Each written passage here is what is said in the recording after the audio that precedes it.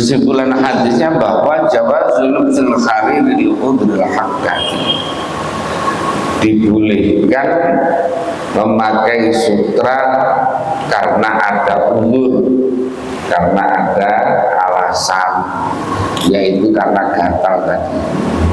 Li'anna fil hariri khasiyatan tadfa'u matan sawanul haqqah, karena di dalam sutra itu ada kandungan untuk menolak gatal. Nah gitu.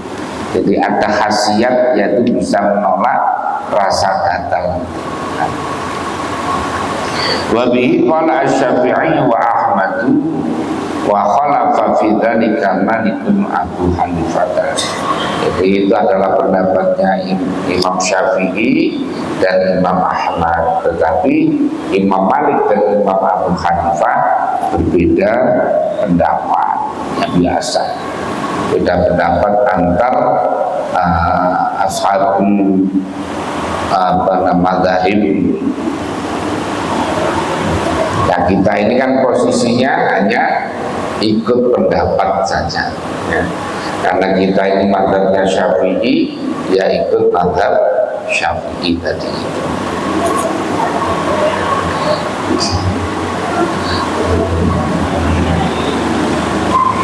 Karena sekarang ini muncul orang-orang yang belajar hadis begini ini maunya akhirnya bebas berpikir, nggak mau pakai mazhab. Jadi maunya langsung kepada memahami dari Rasulullah. Jadi kalau ada orang berpikir kita ini milih pendapatnya Imam Syafi'i apa milih pendapatnya Rasulullah, nah jangan kemudian ya kita milih pendapatnya Imam Syafi'i lah nanti malah salah. Tapi yang benar adalah bagaimana kita ini mengikuti Rasulullah dengan cara pandangnya Imam Syafi'i. Jadi bukan kita ini mengalahkan Rasulullah dengan pendapatnya Imam Syafi'i, bukan. Tetapi kita ini memahami dawuhnya Rasulullah itu dengan cara pandangnya Imam Syafi'i. Karena apa? Ya karena kita ini tidak ketemu langsung dengan Rasulullah. Artinya kita ini tidak tahu lingkup atau keadaan di mana Rasulullah menyampaikan dawuhnya itu. Jadi di samping itu kan kadang-kadang hadis itu ada yang mirip-mirip, ada yang kadang-kadang kontradiktif ya, sehingga perlu dikompromikan. Kalau hanya melihat satu hadis saja maka kadang-kadang salah. Contohnya gini, kuntu nahaitukum an ziyaratil qubur. Jadi aku telah pernah melarang orang ziarah kubur. Kalau hanya hadis ini saja yang difahami, maka artinya ziarah kubur itu tidak boleh. Ya, ziarah kubur menjadi tidak boleh. Padahal pada hadis yang lain Nabi ziarah kubur. Nabi itu setiap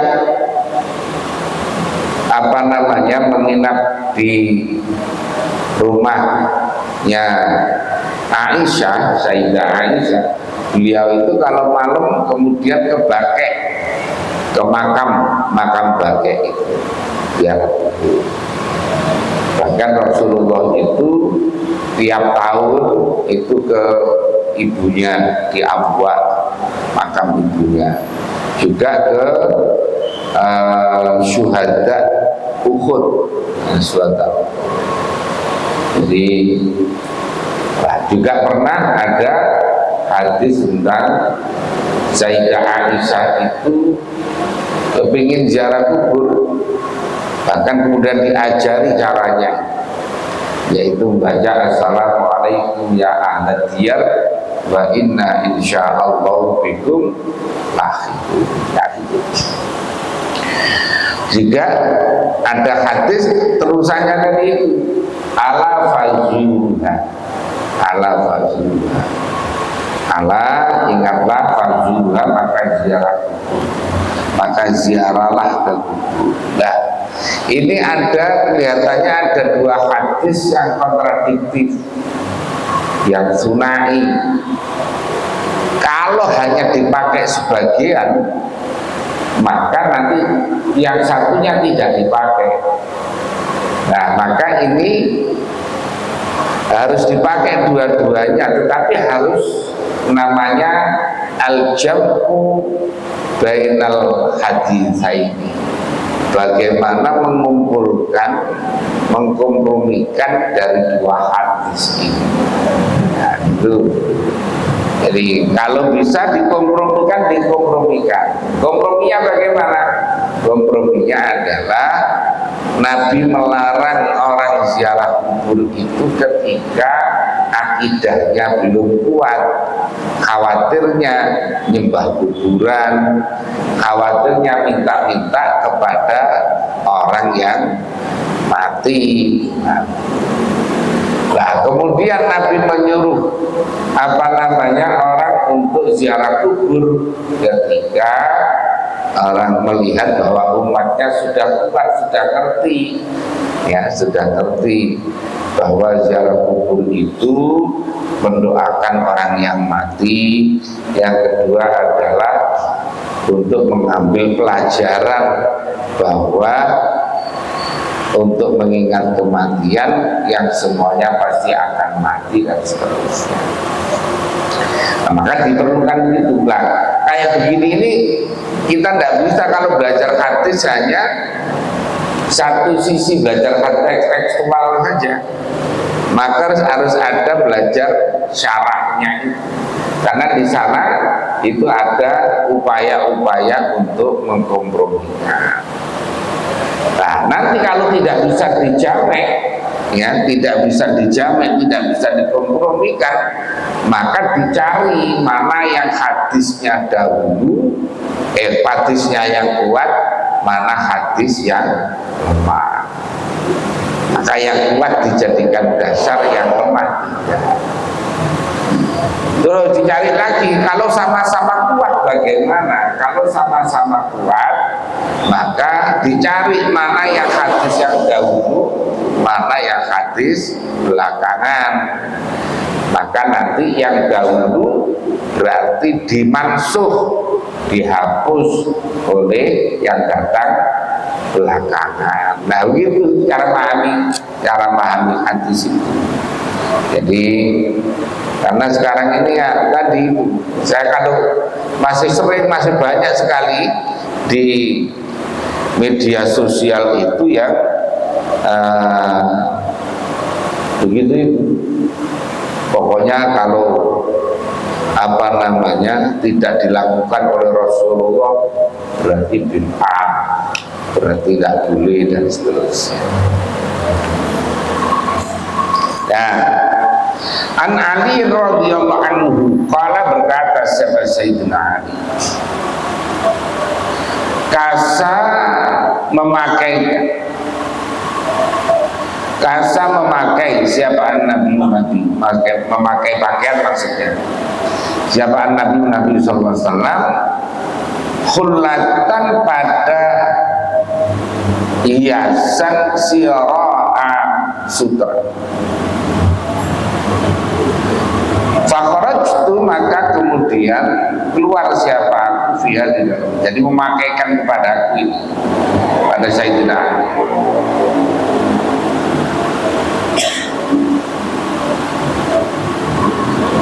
Fakhrajtu, maka keluar siapa aku fiha di dalam khurrah.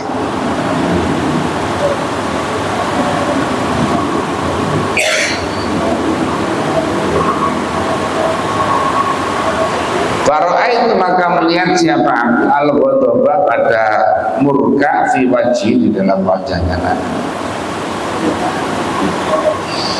Fasyaqaqtuha, maka merobek Topik siapa aku kepada kullah bainan nisa'i, antara perempuan-perempuan itu istri-istri. Muttafaqun alaih. Jadi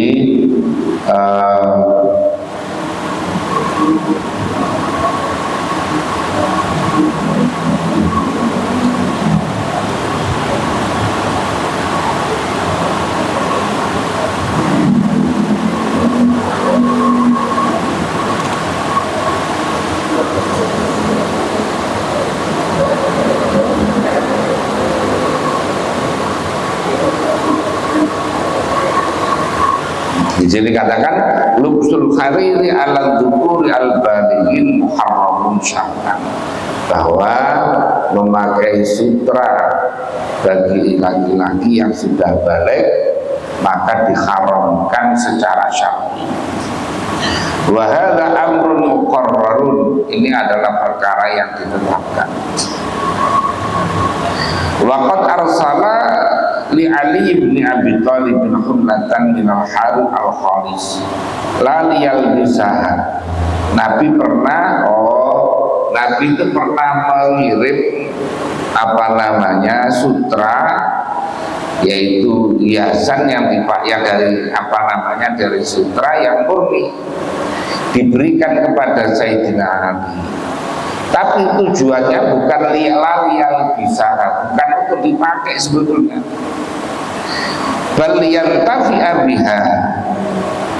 Jadi wayaqsimuha khamran ala aqaribihi minan nisa. Jadi tujuannya itu supaya dibagi-bagi, dikasihkan kepada saudara-saudaranya perempuan-perempuan untuk kerudung.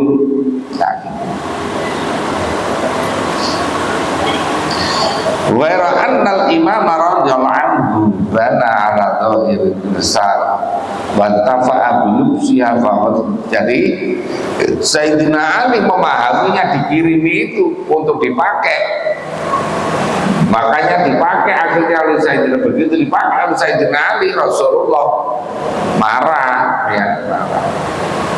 Jadi dikirimi kain sutra, tujuannya adalah supaya dibagi untuk saudara-saudaranya perempuan. Lah kok malah dipakai oleh Sayyidina Ali, ya Nabi marah. Nah, mengapa fawalibar Rasul di annadzalika laisa lahu bimuradin?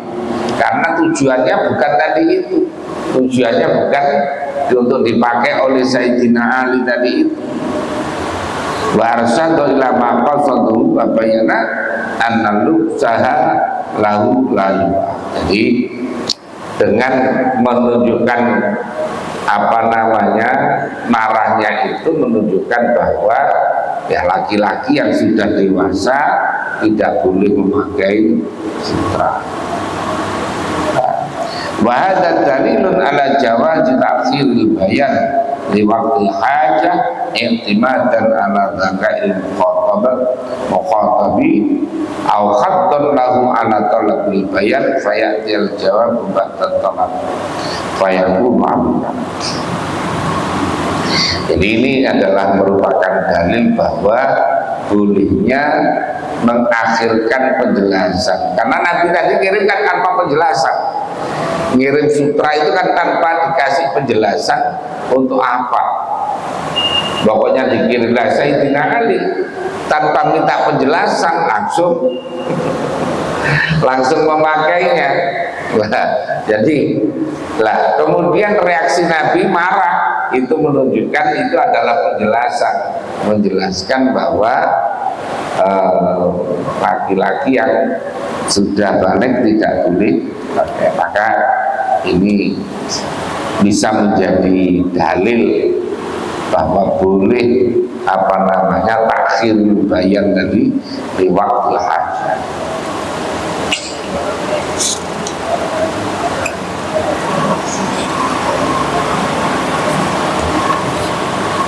Kesimpulan hadisnya bahwa satu, silatul aqaribi wal ma'arif. Jadi Nabi itu ngasih itu ya juga dalam rangka menyambung persaudaraan, karena Nabi dengan Sayyidina Ali itu dan saudara-saudarinya adalah sepupu, ya, sepupu. Makanya Nabi ngasih untuk Sayyidina Ali dan saudara-saudaranya dikasih. Jadi baik tujuannya.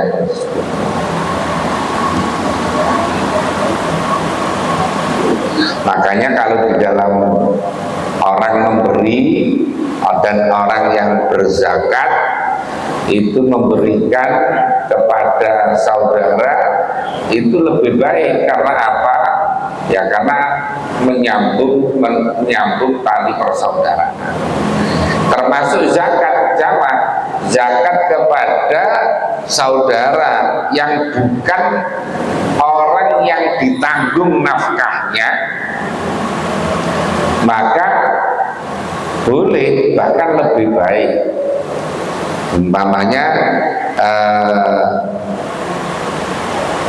Mas Budi zakat kepada kakaknya umpamanya, atau kepada adiknya umpamanya, yang umpamanya secara ekonomi tidak mampu sehingga berhak menerima zakat, maka boleh, karena memang bukan dia yang nanggung untuk sehari-harinya. Nah itu manfaatnya apa?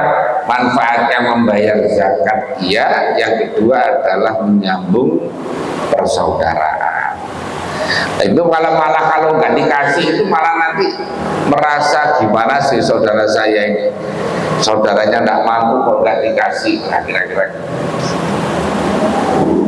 Jadi bahkan oleh para ulama itu dirumuskan macam-macam, termasuk memberikan zakat kepada orang tuanya, kepada bapaknya, tapi bapaknya yang masih bisa kerja, bapaknya yang masih bisa kerja tapi miskin, nah itu boleh memberi zakat kepada yang beda rumah loh ya, yang bukan makan. Umpamanya beda rumah, yang tanggung jawabnya sehari-hari bukan tanggung jawabnya anak. Kalau orang tua lumpuh dan bisa kerja, itu memang tanggung jawab anak. Kalau itu jelas tidak boleh. Tapi kalau orang tua, bapak ibu umpamanya rumahnya sendiri, kemudian miskin, hari-harinya dia cari sendiri, maka boleh menerima zakat. Sebaliknya anak juga begitu. Ada anak yang sudah rumah tangga, masih bisa kerja, tapi kok miskin, maka boleh menerima zakat dari bapaknya. Nah, yang tidak boleh itu kalau anak yang tidak mampu kerja, umpamanya karena lumpuh, karena apa, masih ditanggung nafkahnya oleh bapaknya, maka tidak boleh. Bahkan istri yang kaya, umpamanya ada suami istri, istrinya kaya, kemudian suaminya kismin, suaminya miskin umpamanya, boleh saja istri tadi membayarkan zakatnya kepada suaminya. Tapi kalau suami bayar zakat kepada istri tidak boleh. Karena apa? Ya karena istrinya adalah tanggungan dari suami. Karena istri tidak nanggung suami, tapi kalau suami nanggung istri lain. Yang kedua adalah qabulul hadiyati, yaitu menerima hadiah. Boleh menerima hadiah. Boleh. Yang ketiga adalah tahrimul lubsil hariri ala rijal wa ibahatuhu lin-nisa, yaitu diharamkannya memakai pakaian sutra atas orang laki-laki dan dibolehkannya bagi perempuan. Yang keempat adalah jawazu takhiril bayan an waqtil khitab lintifa'i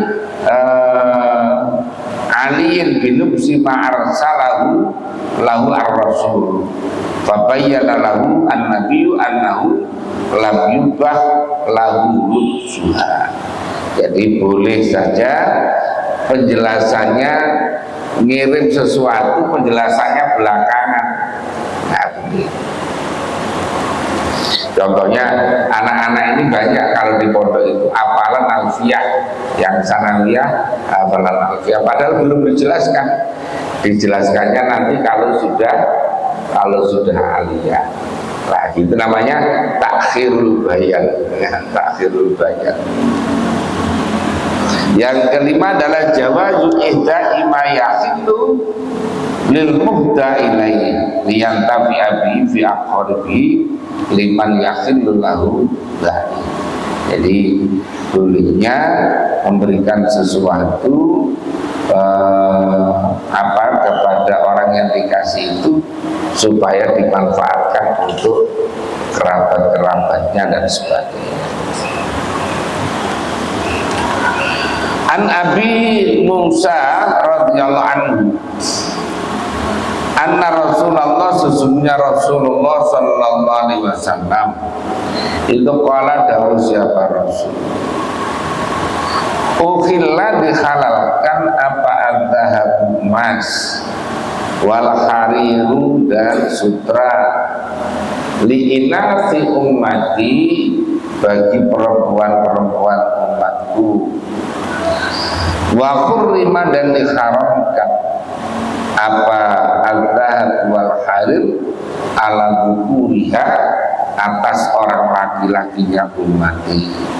Rawa meriwayatkan pada hadis siapa Ahmad, Imam Ahmad, wan Nasai dan Imam Nasai, wa Tirmidzi dan Imam Tirmidzi, wa sahhahahu dan menganggap sahih siapa Imam Tirmidzi pada hadis dari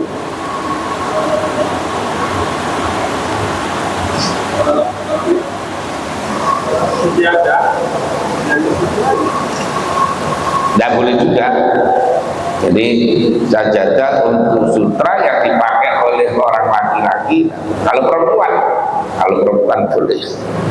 Kalau laki-laki pakai sajadah, pakai ini tikar yang permadani yang terbuat dari sutra juga tidak boleh kalau laki-laki.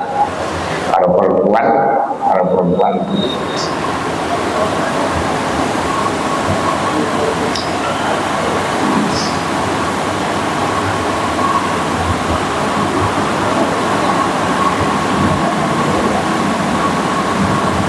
Makanya yang penting itu sekarang itu sebetulnya juga untuk mencari tahu kalau yang dijual-jual itu tingkat keasliannya itu berapa prosentnya. Karena itu kalau pejabat-pejabat itu banyak yang pakai sutra-sutra itu, apakah sutra asli atau tidak. Jadi pejabat-pejabat itu yang batik-batiknya banyak terbuat dari sutra ya. Bahkan seingat saya kiai-kiai juga begitu. Lah hanya ini sutra yang berapa prosennya yang saya tidak tahu.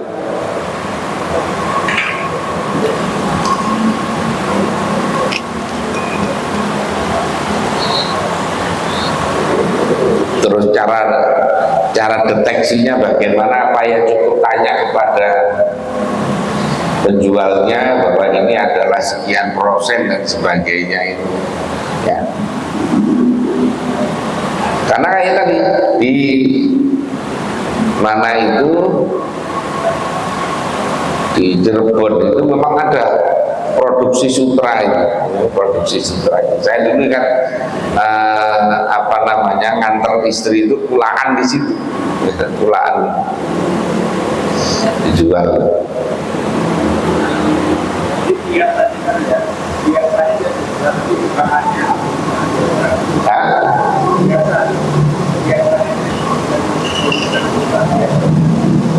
Kalau hiasan nggak apa-apa. Kalau hiasan ditempel umpamanya yang terbuat dari sutra, yang tidak boleh, ya tidak apa-apa. Kalau yang tidak boleh itu yang dipakai oleh orang laki-laki. Tak dipakai apa saja, pakai ikat kepala, apa kaos, apa baju, apa bahkan untuk apa namanya, untuk lemek itu lah, apa bahasa Indonesia lemek? Hah? Pokoknya untuk alas maka tidak dibolehkan.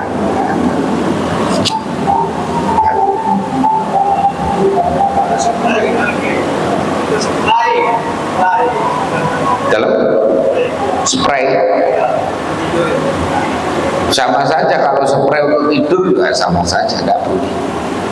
Jadi istilahnya pokoknya untuk hal-hal yang dipakai untuk laki-laki, baik itu untuk apa, ikat kepala maupun untuk gelang, apa, untuk kaos atau untuk baju atau untuk ya, maka tidak dibolehkan.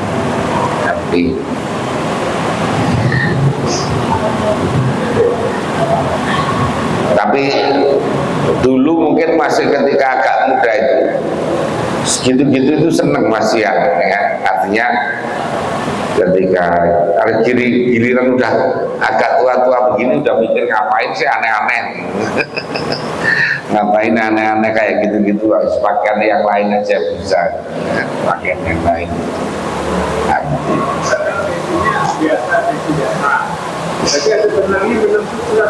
tidak apa-apa.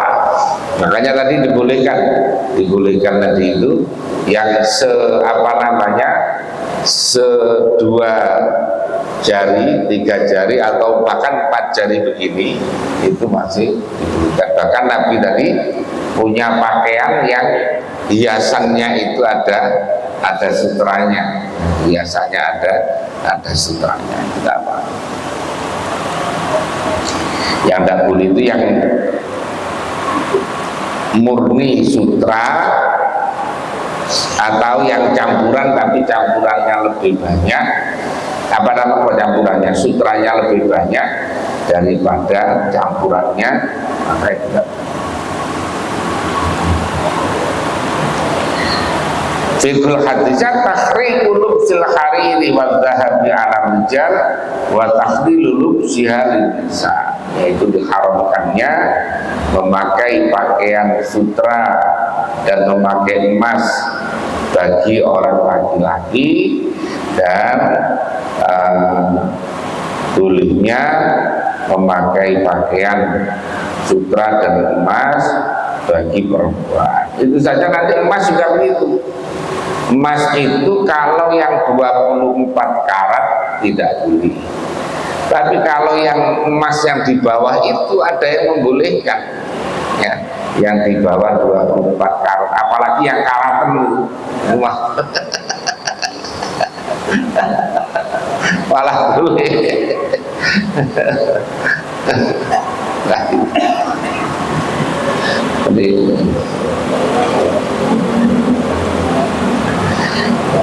Ya, tapi kalau bisa sih nggak perlu yang kerempet-kerempet begitu, itu nggak usah nggak usah dilakukan. Ya memang kadang-kadang itu apa ya, pengaruh pergaulannya, umpamanya kayak siapa itu pengacara itu, Hotman Paris umpamanya, yang cincinnya sampai emas, kemudian sepatunya dan sebagainya, tapi saingan lah kayak gitu-gitu, itu yang harus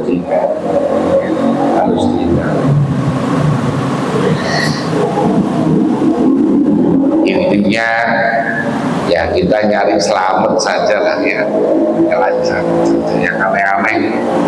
Karena semakin kesini itu semakin orang itu semakin aneh-aneh, model pakaian juga begitu. Para dai-dainya juga begitu, pakaian-pakaiannya juga. Sekarang ini kan ada pecinya, ini pecinya Ustadz siapa, kan gitu ya. Nanti sarung, ada sarungnya Gus Idam, ada sarungnya siapa. Terus kemudian model bajunya, kukunya, model kuku siapa. Jadi kayak dulu kayak jilbab, ada model jilbabnya Mbak Tutut, ada yang model apa namanya itu Perdana Menteri Pakistan itu Siapa waktu itu? Benazir butuh. Ada yang model sekarang ini sudah macam-macam.